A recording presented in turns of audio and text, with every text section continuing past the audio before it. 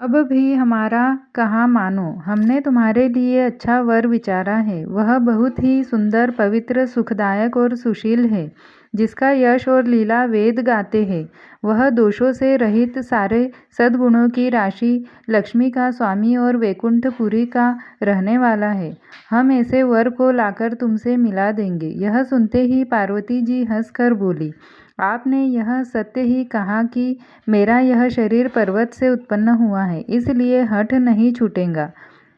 शरीर भले ही छूट जाए, सोना भी पत्थर से ही उत्पन्न होता है, सो वह जलाए जाने पर भी अपने स्वभाव सुवर्णत्व को नहीं छोड़ता। अतः मैं नारद जी के वचनों को नहीं छोड़ूंगी, चाहे घर बसे या उजड़े। इससे मैं नहीं डरती। जिसको गुरु के वचनों में विश्वास नहीं है, उसको सुख और सिद्धि स्वप्न में भी सुगम नहीं होती। माना कि महादेव जी अवगुणों के भवन हैं और विष्णु समस्त सद्गुणों के धाम हैं, पर जिसका मन जिसमें रम गया है, उसको तो उसी से काम है। हे मुनीश्वरों, यदि आप पहले मिलते तो मैं आपका उपदेश सिर माथे रख कर सुनती, परंतु अब तो मैं अपना जन्म शिवजी के लिए हार चुकी। फिर गुण दोषों का विचार कौन करे। यदि आपके हृदय में बहुत ही हठ है और विवाह की बातचीत बरेखी किए बिना आपसे रहा नहीं जाता, तो संसार में वर कन्या बहुत है।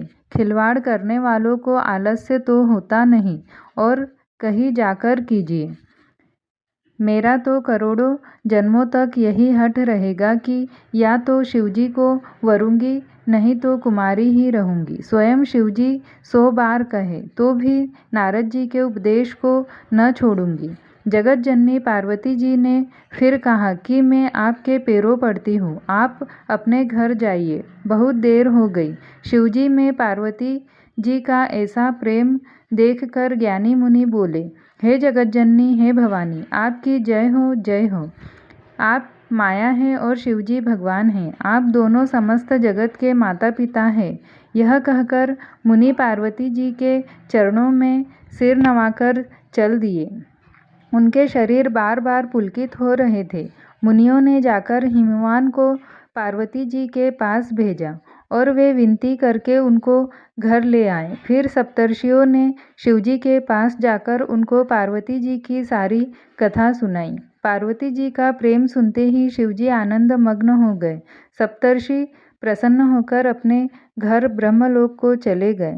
तब सुजान शिवजी मन को स्थिर करके श्री रघुनाथ जी का ध्यान करने लगे। उसी समय तारक नाम का असुर हुआ, जिसकी भुजाओं का बल, प्रताप और तेज बहुत बड़ा था। उसने सब लोक और लोकपालों को जीत लिया। सब देवता सुख और संपत्ति से रहित हो गए। वह अजर अमर था, इसलिए किसी से जीता नहीं जाता था। देवता उसके साथ बहुत तरह की लड़ाइयाँ लड़कर हार गए। तब उन्होंने ब्रह्मा जी के पास जाकर पुकार मचाई। ब्रह्मा जी ने सब देवताओं को दुखी देखा। ब्रह्मा जी ने सबको समझाकर कहा, इस दैत्य की मृत्यु तब होगी जब शिवजी के वीर्य से पुत्र उत्पन्न हो। इसको युद्ध में वही जीतेगा। मेरी बात सुनकर उपाय करो, ईश्वर सहायता करेंगे और काम हो जाएगा।